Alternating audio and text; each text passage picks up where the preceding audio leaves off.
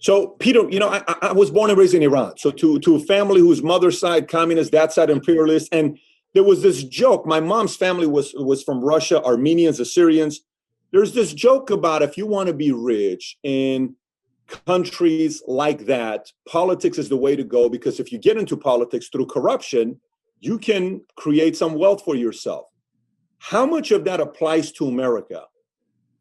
I think it increasingly applies to the United States. There's no question about it. I mean, there have been similar jokes in the United States through our history. In New Jersey, there's an old saying, pass a bill, create a living.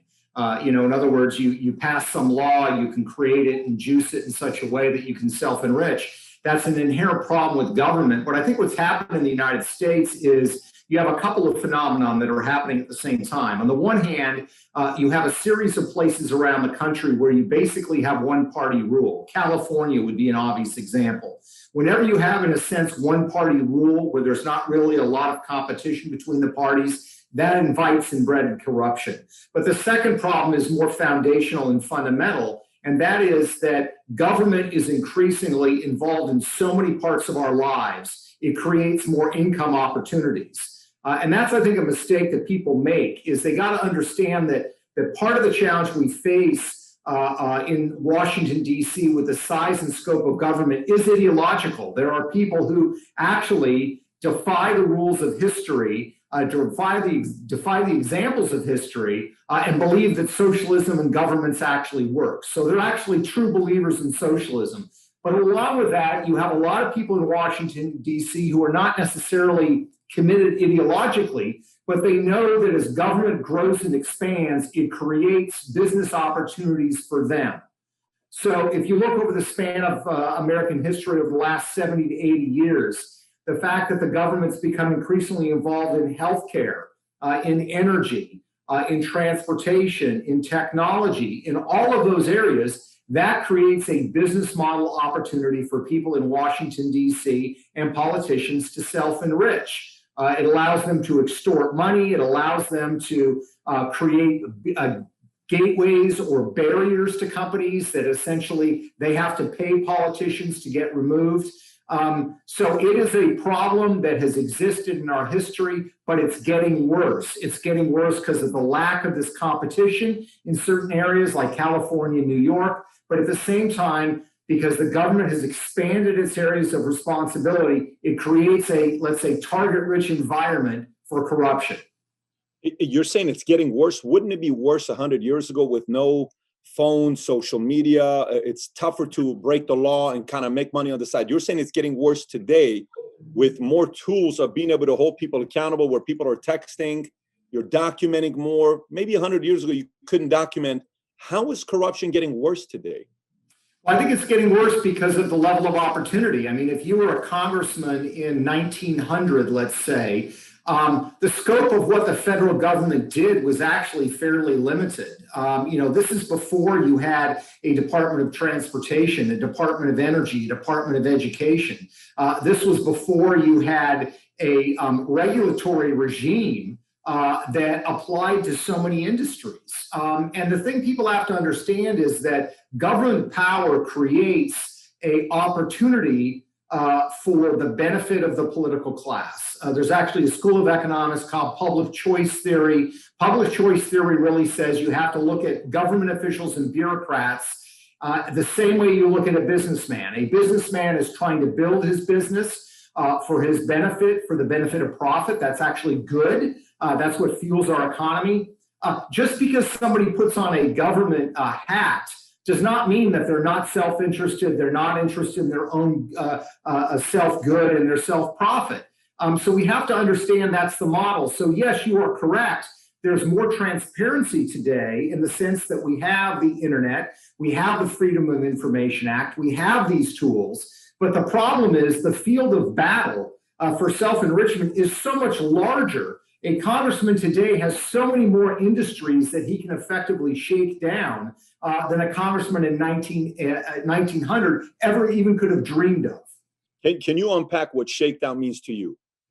Yeah, shakedown basically means extortion. People are used to thinking of extortion in the context of, what the mafia does. They visit a local a butcher shop in Buffalo, New York, and they basically say, look, if you want to pay protection money, it'd be terrible if something happened to this shop. Pay protection money and we'll make sure that nothing happens. Well, that's extortion. We all recognize that's illegal. We've seen that in movies. Some people have experienced that.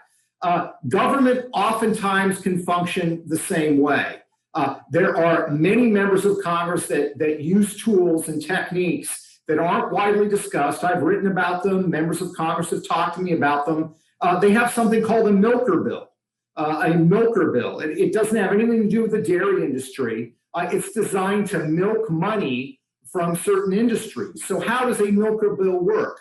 Well, if I'm the chairman of a powerful committee in Congress and I need to raise money, or let's say I need to find a lobbying opportunity for my son, I'm going to introduce a bill in Congress to, let's say, put a 20% surtax on the high-tech industry in Silicon Valley. Now, I don't actually believe in this bill. I don't even necessarily want this bill to pass.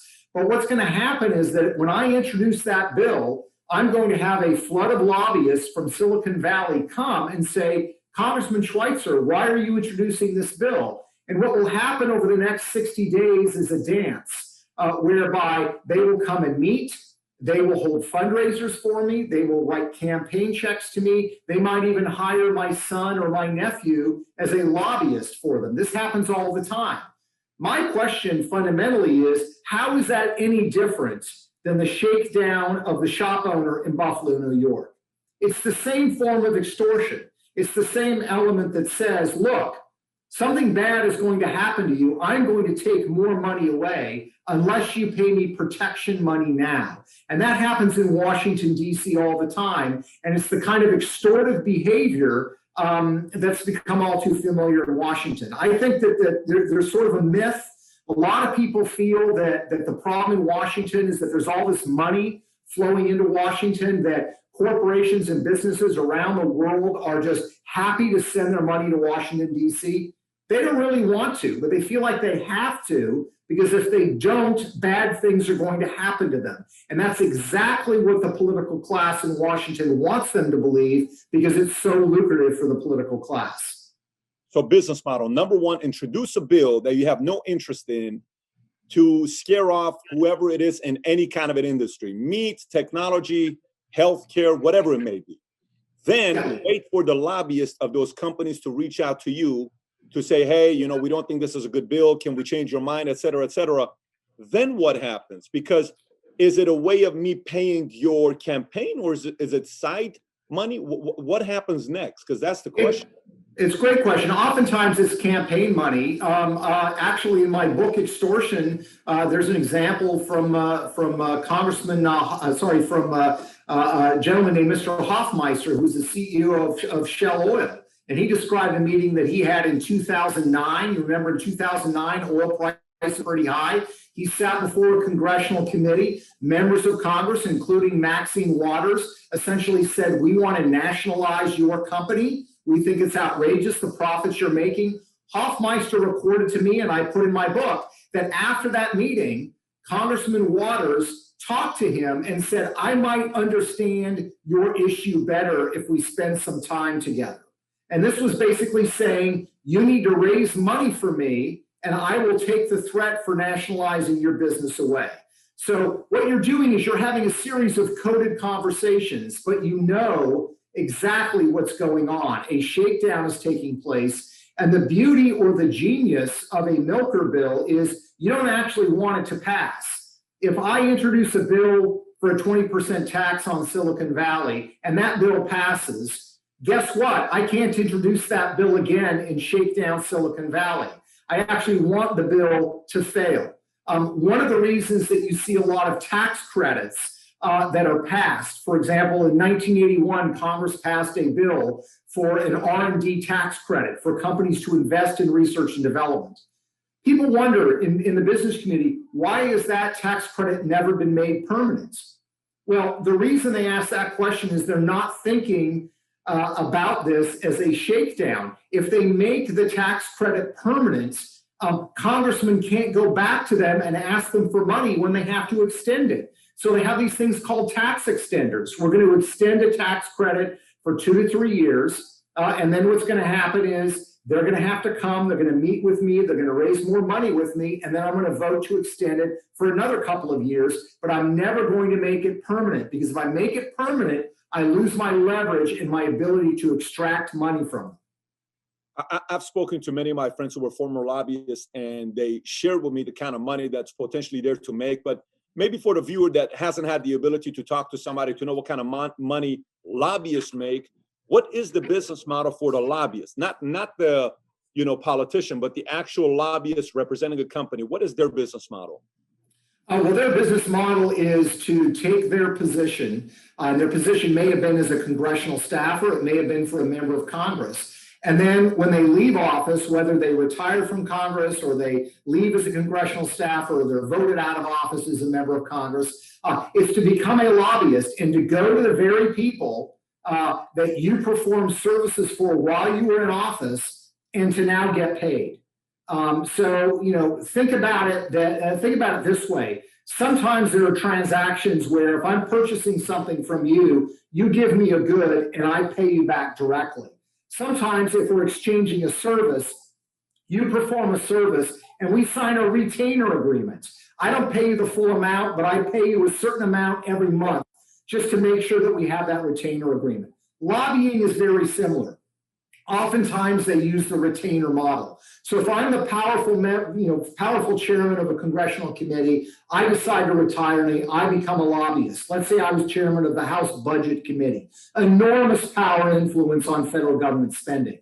I'm going to set up a lobbyist shop, and what's going to happen is all the government contractors, all the individuals who are getting government money are now going to hire me as a lobbyist, and I can make $50,000 a month just from one client, and I might have 15 or 20 clients at the same time. Basically, what I'm going to use is my position as the former chairman of the committee to do what? I'm going to go to the current occupants, and I'm going to say, look, I need you to do me a favor. I have this client that needs this written into legislation, or they need this favor done. And the current occupant, based on the way it works in Washington, D.C., is going to play ball. Why are they going to play ball? Because when they leave as chairman of the House Budget Committee, they're probably going to do the same thing. So it's a business model and a system that is on rotation. And it's very, infrequently talked about. It's very infrequently discussed. Why? Because both sides do it.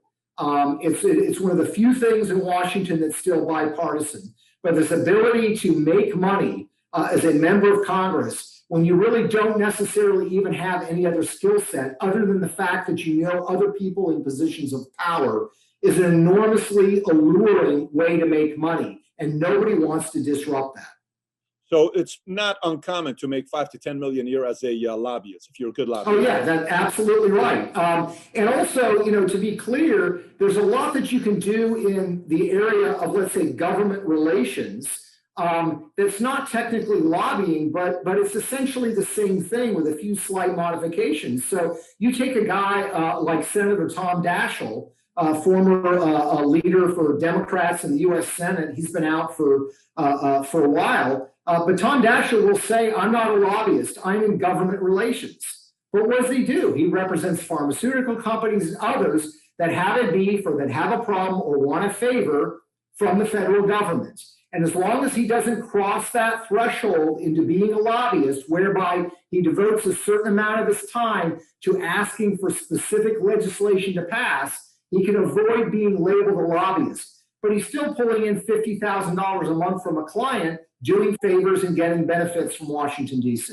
I mean, that's real money, making 5 to 10 million a year. You got pretty good lifestyle. Now, why do some of these guys, like if Nancy wanted to leave and say, I don't want to do what I'm doing anymore, I'm going to go out there and be a lobbyist and open up my own place and make a bunch of money. Why is she staying in? Why is Schumer staying in? Because the money isn't that good. I mean, I saw her net worth the other day, $140 million. I don't know how she's worth $140 million. And I saw that 60 Minutes, by the way. But why aren't some of them leaving to make more money as a lobbyist?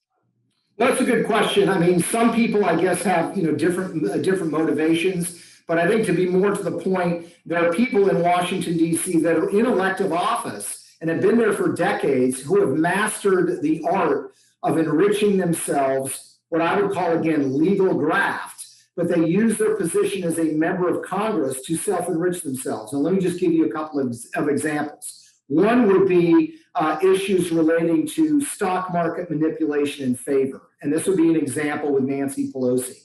So let's say you are a senator from the great state of Texas, and I want a favor. If I walk in and I give you a shoebox with $100,000 in cash, we're going to be in trouble because that's illegal. I can't pay you a bribe. You can't accept a bribe in exchange for a favor. But consider this, and this is something Nancy Pelosi has done for decades, but consider this. I need a favor from you, Senator. And oh, by the way, I'm connected with this company that's going to be going public.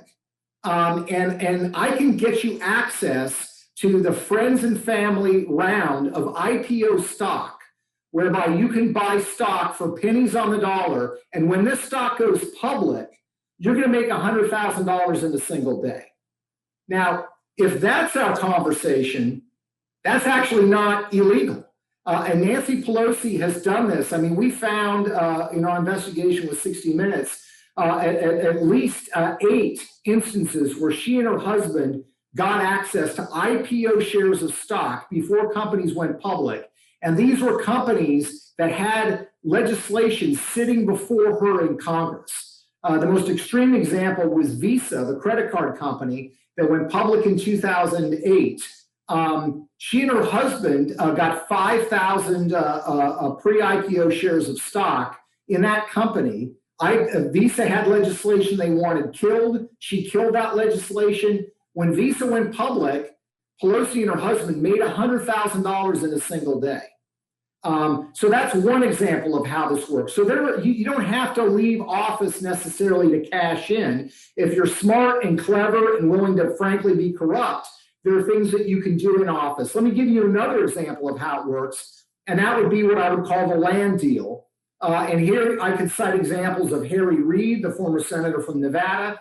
I could also talk about Dennis Hastert, the former Republican Speaker of the House. In Dennis Hastert's case, his net worth when he became Speaker of the House was minimal. It was a couple $100,000. By the time he left, only 8 years later, he was worth millions of dollars. Now, how does that happen? He's a former wrestling coach, went into Congress. How did that happen? Well, he used what I call the land deal. So he's the Speaker of the House. He buys himself individually as a private citizen as he can, a parcel of land in the middle of nowhere in Illinois where he's from. I mean, this is rural Illinois in the middle of nowhere, gets the land very cheap. Within 18 months, he is the Speaker of the House, introduces the highway transportation bill for federal subsidies to transportation. In that bill includes legislation for something called the Prairie Parkway, which is going to run where? Through Illinois, which is going to run where? Right by the property that he had purchased a year and a half earlier. The valuation of that land went up dramatically. He made literally $500,000 just in that one deal. And here's the scary part. What he did was exposed. It's not illegal. It's not illegal to do what he did. So there are many things that elected officials in office can do right now to self-enrich themselves. That's why Nancy Pelosi is now worth more than $100 million, having been in Congress for the last 30 years. Her husband's a businessman, but a lot of his business deals dovetail very nicely with the legislation that she's working on in Washington.